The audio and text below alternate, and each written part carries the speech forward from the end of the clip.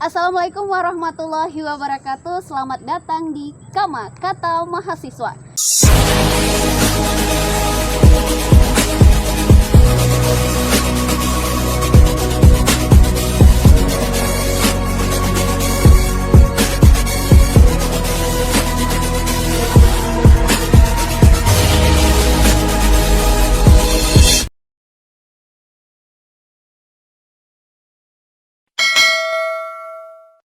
Bersama saya Yeni Merlinda.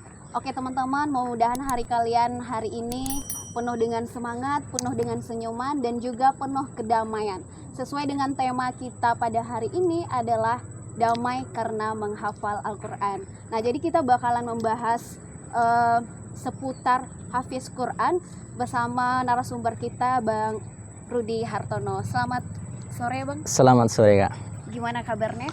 Alhamdulillah, baik. Alhamdulillah. Oke teman-teman, Bang Rudi Hartono ini merupakan mahasiswa yang insya Allah akan diwisuda bulan November nanti, dan beliau juga merupakan seorang hafiz Quran, Masya Allah. Masya Allah. Oke Bang, ini mau tanya nih seputar pengalaman Abang sebagai hafiz Quran dan juga mungkin beberapa pengalaman tentang kehidupan ya. Oke ya. Sebagai seorang hafiz Quran, apa sih Bang kesibukan lainnya selain hafiz Quran? Selain hafiz Quran ini kan, sebetulnya ini kan hafiz Quran ini kan telah dijalani oleh Rudi ini semenjak SMA gitu kan, mulai menghafal semenjak SMA gitu kan. Kemudian tamat SMA, kemudian menjaga hafalan. Selain menjaga hafalan itu, kesibukan lain itu mengajar di rumah tahfiz Al-Quran. Ya, selain itu juga mengajar di rumah-rumah ataupun namanya fripat. Fripat mengajar anak-anak TK, anak-anak SD gitu. Jadi selain itu juga kan nanti kan di bulan Oktober nanti ada event nasional. Jadi di situ ada persiapan-persiapan untuk menghadapi event tersebut. Alhamdulillah di situ Rudi diamanahkan untuk mengikuti cabang tafsir bahasa Arab.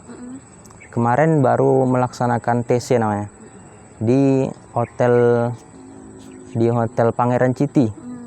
Jadi selain kesibukan menjaga hafalan, itu tadi mengajar anak-anak mengaji, kemudian mempersiapkan untuk event nasional nanti. Nah, katanya nih Bang, hafalan sudah membawa Abang keliling Indonesia. Kemana aja sih pernah mengikuti lomba membaca Al-Quran? Pertama kali sih ke Bandung sih, Kak. Ke Bandung. Baru pertama kali. Kemarin. Baru pertama kali. Pesona kemarin bukan? Iya, baru pesona kemarin, Kak. Alhamdulillah. Itu pertama kali naik pesawat. Itu pertama kali itu, Kak. Naik pesawat ya, Kak. Itu yang angan-angan dari dulu itu kan waktu kecil kan. Kalau nengok pesawat dari bawah itu kan kayak minta uang gitu kan, Kak. Iya, sama. Kan waktu kecil dulu kan, Kak. Jadi kayak mana lah bisa naik pesawat ini gitu kan. Rupanya alhamdulillah terijabah itu waktu semester 8 ini, Kak. Akhir-akhir ini kan. Naik pesawat lah, bisa melihat bandara langsung, bisa melihat pesawat langsung, bahkan naik pesawatnya pula, Kak. Gimana itulah perasaannya pertama kali naik pesawat gitu? Pertama kali sih kayak mana ya, Kak? Waktu naik itu kan naik ke atas itu kan, Kak. Itu pertama kali agak deg-degan sih, Kak. Deg-degan ya. Iya, karena kan agak goyang itu, Kak. Agak gimana gitu lah. Cuma ya biasa aja gitu, karena biasa aja gitu kan, Kak. Nah, mengenai hafalan nih Bang, bagaimana sih cara menjaga hafalan di sela kesibukan gitu? Caranya sih yang pertama itu kita luangkan waktunya, Kak. Kita luangkan waktunya, kita alhamdulillah kan selalu membawa Quran kecil gitu, Kak. Jadi ketika ada kesibukan lain seperti mengajar anak-anak gitu kan, sebelum mengajar anak-anak itu kan ada 15 menit itu kan sebelum mengajar anak itu di ruang guru gitu kan, Kak. Nah, jadi di situ kita mengulang murojaah, Kak. Nah, kita sempatkan untuk murojaah beberapa lembar Al-Quran kan, beberapa lembar untuk murojaah. Nah, di situ kita memurojaah Al-Quran. Selain itu kan setelah pulang dari mengajar, kita luangkan waktu lagi. Ba'da maghrib kita mengulang hafalan, dan ba'da subuh kita juga mengulang hafalan. Nah, seperti itulah Kak, untuk menjaga Al-Quran, Oke. hafalan Al-Quran Kak. Untuk cepat hafal Quran nih, tentunya tidak terlepas dari tips and triknya. Bagaimana sih tips and trik untuk pertama kali supaya cepat hafal Quran gitu? Sebetulnya sih Kak, dulu waktu di pesantren itu kan trik-triknya itu yang pertama itu kita luruskan niat kita dulu Kak. Awalnya dulu saya itu menghafal Al-Quran itu kan gini Kak, dulu kan waktu melihat abang kelas kan Kak, ada abang kelas itu kan. Jadi waktu di pesantren ada abang kelas itu, dia kok bisa ikut MTQ lah ini, keluar ini kan. Diajak sama Ustadz keluar ini. Kayak mana saya ini kok biar bisa keluar ini untuk mengikuti event-event di luar ini kan. Jadi awalnya itu niatnya itu karena mau ikut MTQ gitu Kak. Awalnya karena mau ikut MTQ gitu. Awal untuk menghafal Al-Quran itu. Tapi lama-lama makin kesana kok lama-lama makin cinta gitu pada Al-Quran gitu kan. Awalnya dari kita hanya ingin ikut MTQ, akhirnya menjadi cinta untuk menghafal Al-Quran gitu Kak. Karena niat tadi itu Kak. Awalnya kita cintai dulu itu Al-Quran tadi itu Kak. Kemudian kita triknya supaya untuk cepat untuk menghafal tadi itu Kak. Yang pertama kita sebelum menghafal kita ambil wudhu terlebih dahulu. Kan. Kemudian mushaf yang kita gunakan itu jangan ganti-ganti Kak. Karena ada itu mushaf yang 15 halaman, ada yang 18 halaman kan Kak. Nah, kita kalau memang menghafal itu pakai 15 halaman, pakai 15 halaman itu ya Kak. Karena ketika kita menghafal itu kita bayangkan Kak. Seakan-akan kita melihat Al-Quran. Ini letaknya di sebelah kanan, di sebelah kiri, di bawah, di tengah gitu enggak. Jadi kita bayangkan huruf per huruf kita bayangkan juga Kak. Di mana letaknya, hurufnya seperti apa gitu enggak. Jadi itu supaya kita mudah untuk melantunkan hafalan kita tadi itu Kak. Nah, kemudian yang pertama tadi niat, yang kedua jangan ganti Al-Quran yang Al-Quran tersebut tadi Kak. Kalau pakai 15 baris, 18 baris. Nah, baru yang ketiga untuk menjaganya itu Kak tadi. Untuk menjaga yang sudah kita hafal tadi. Seperti kita kan kalau kita misalnya masih di bawah gitu kan Kak. Kita akan berusaha untuk mencapai tingkat yang paling tinggi gitu Kak. Ini kan Kak? Iya benar. Betul kan? Ketika kita sudah sampai tinggi, sampai puncak tertinggi, otomatis angin itu akan semakin kencang. Iya benar. Nah, godaan sana sini akan makin banyak gitu Kak. Akhirnya itu yang susah. Mempertahankannya itu yang payah itu Kak. Makanya kita perlu menjaganya itu dengan sebuah keistiqomahan tadi Kak. Keistiqomah. Dengan cara apa kita istiqomah tadi itu Kak? Dengan cara pembiasaan tadi. Mengulang, memurojaah. Kalau kata orang-orang penghafal Quran seperti ini Kak. Kalau menghafal Quran adalah targetmu, cita-citamu, maka menjaga hafalan adalah pekerjaan seumur hidupmu. Nah, jadi seperti itu Kak. Menjaga hafalan Quran ini, hafalan Quran tadi ini Kak, seumur hidup. Ya, seumur hidup. Sampai mati gitu. Karena kalau nggak diulang bisa lupa. Nah, gitu Kak. Kalau nggak diulang-ulang bisa lupa. Bahkan kalau kita murajaah, kita akan berdosa itu Kak. Nah, ibaratnya seperti ini kita mempermainkan kalam Tuhan gitu. Udah kita hafal gitu kan, kita tinggalkan. Ibaratnya kalau gini Kak, kita selingkuh gitu. Nah, itu tadi tuh Kak. Iya, berpaling. Berpaling gitu kan. Kayak mana lah kalau misalnya kita udah cinta sama seorang gitu enggak. Cinta sama seseorang, tiba-tiba kita berpaling. Nggak enak banget. Pas ditinggal pas sayang-sayangnya. Aduh. Nah, itu dia.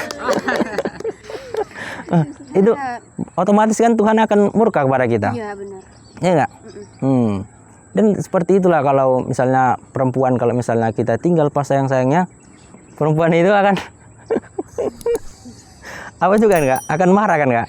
Iya, Nah, begitu Tuhan pun juga dengan Allah ya. iya. Jadi kalau misalkan tidak kita ulang, tentu dia akan murka gitu, bakalan berdosa juga. Iya, akan berdosa juga kak. Nah, makanya kita harus menjaganya sampai mati. Murojaah itu kalau menghafal adalah cita-citamu, maka murojaah adalah pekerjaan seumur hidupmu.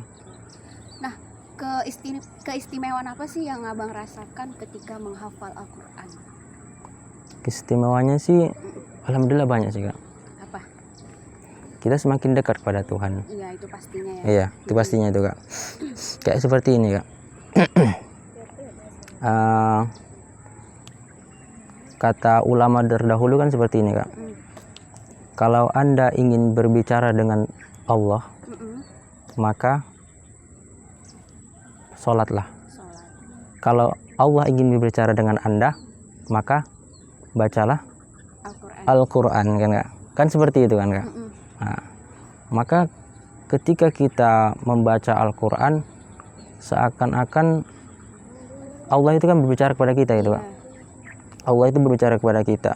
Maka ketika kita sering membaca Al-Quran, maka kedekatan kita, kemesraan kita kepada Allah akan semakin dekat itu kak. Dari itu kak, akan semakin dekat.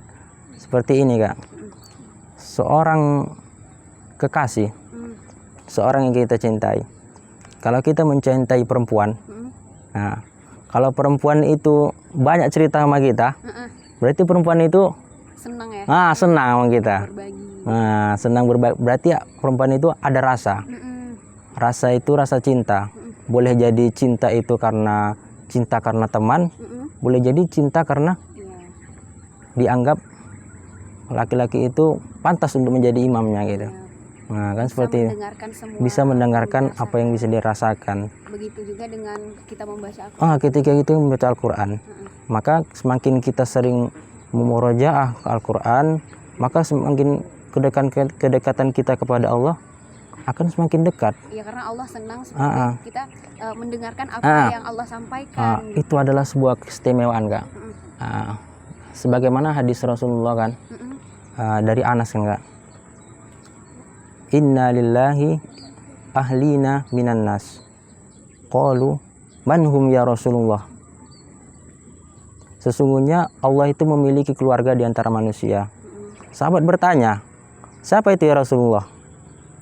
Rasulullah menjawab, Ahlul Quran, hum ahlullah wa khassatuhu. Ialah Ahlul Quran, para penghafal Al-Quran, wa khassatuhu. Dan merekalah penghafal Al-Quran, merekalah keluarga Allah dan orang-orang yang paling istimewa. Jadi orang-orang yang menghafal Al-Quran ini adalah keluarga Allah dan diistimewakan oleh Allah. Maka ketika di dunia, Allah itu tidak ingin melihat keluarganya itu kesusahan gitu. Kalau di dunia, bagaimana kalau kita melihat keluarga kita kesusahan, otomatis kita akan bantu kan kak? Iya, benar. Nah, bagaimana kalau kekasih kita itu kesusahan, kita akan bantu kan? Nah, di samping keistimewaan tentunya ada juga kendala nih bang. Kendala apa sih yang abang rasakan selama menghafal Al-Quran gitu? Kendalanya sih banyak kan kak. Kendala untuk menjaga hafalan Al-Quran ini, kalau ketika di pesantren itu dulu, itu teman. Pengaruh lingkungan. Pengaruh lingkungan kak, betul. Teman itu kak. Itu banyak kali teman itu kak. Kadang kan ketika kita menghafal itu kan kak, kita menghafal kan masih menghafal enak-enak gitu kan kak. Ada teman itu kan, ayo apa yuk lu ke warnet tuh katanya kan. Main game. Ke warnet dulu kata. Kalau iman lagi lemah itu kan kak, mau lah. Kadang tengok kawan kan, lingkungan itu kan kak. Kadang kan waktu kita menghafal itu kan, dulu kan waktu pesantren itu kan kak, pesantren itu pas di kotanya kak. Jadi dekat sama warnet, dekat sama tempat tongkrongan gitu kak. Jadi teman-teman itu banyak yang keluar dari pagar gitu kak. Banyak keluar dari pagar, otomatis kita tengok, orang itu kok keluar itu kan, enak juga itu kan. Keluarlah. Nah, jadi itu pengaruh lingkungan sih kak. kalau di pesantren. Iya. Kalau HP enggak, kalau di pesantren enggak. Tapi ketika kita sudah keluar dari pesantren, itu pengaruh yang paling utama itu HP ya. HP. Oke. Kalau pada masa kuliah pengaruhnya apa? Itu HP itu, Kak. HP. Iya, HP itu, Kak. Pengaruh Yang paling besar itu HP. HP. Mm-mm. Pengaruh lingkungan udah nggak lagi Pengaruh lingkungan itu masih di bawah HP lagi, Kak. di bawah. Iya. Karena kalau pengaruh lingkungan itu masih bisa diatasi. Jadi kalau HP bahaya juga, Kak. Nah, Karena terakhir nih Bang, mengenai kendala-kendala tadi, bagaimana sih cara kita agar tetap istiqomah dalam menghadapi istiqomah untuk tetap menghafal Al-Quran dengan kendala-kendala tadi? caranya sih, Kak, untuk kita sih untuk mengatasi kendala-kendala yang tadi itu kita harus kayak mana ya, Kak? Harus membiasakan diri. Kita harus mempunyai target yang pertama itu, Kak. Target untuk berapa hari sih satu hari itu untuk menghafal, berapa hari sih kita dalam satu hari itu berapa juz harus memurajaah hafalan tadi itu. Harus kita targetkan gitu, Kak. Kita jangan cerita ke akhirat dulu lah, Kak, gitu. Jangan cerita ke akhirat dulu. Kita cerita dunia dulu. Nah, misalnya contohnya kan saya mau murojaah Al-Quran harus 2 juz karena ingin mengikuti event ini gitu kan, ingin mengikuti event ke kabupaten provinsi gitu, enggak. Nanti lama-lama dari dunia, dari keinginan untuk dunia gitu kan, Kak, lama-lama nanti ke akhirat juga itu, Kak. Lama-lama nanti kan kayak kata orang itu kan, awalnya kita terpaksa, kemudian terbiasa, kemudian menjadi karakter gitu. Iya. Jadi habits. Awalnya kita paksakan dulu, Kak. Berarti harus kadang kata orang kan sesuatu yang dipaksakan tidak baik, tapi ada sesuatu yang memang harus dipaksakan. Iya. Harus kita paksakan terlebih dahulu, kemudian dari terbiasa, kemudian lama-lama menjadi apa? Menjadi Karakter gitu, Kak. Jadi sehari-hari kita memurojaah hafalan Al-Quran, kayak kita kalau dalam satu hari itu kalau nggak murojaah itu terasa kayak mana sih? Hilang, ada yang kurang ya, gitu, Kak. Kayak kita kalau nggak makan satu hari, lapar kali perut ini. Nah, kan itu dia, Kak. Oke Bang, mungkin kita cukupkan dulu bincang-bincang kita. Terima kasih untuk Bang Rudi karena sudah hadir di Kama, dan terima kasih. Oke teman-teman Kama, itulah tadi bincang-bincang kita dengan Bang Rudi mengenai damai dengan menghafal Al-Quran. Jadi kalau kita membaca satu huruf dalam Al-Quran itu kebaikannya sama dengan 10 kebaikan. Maka teruslah baca Al-Quran walaupun masih terbata-bata. Oke, saya ini Melinda mewakili segenap kru yang bertugas, pamit undur diri. Wassalamualaikum warahmatullahi wabarakatuh.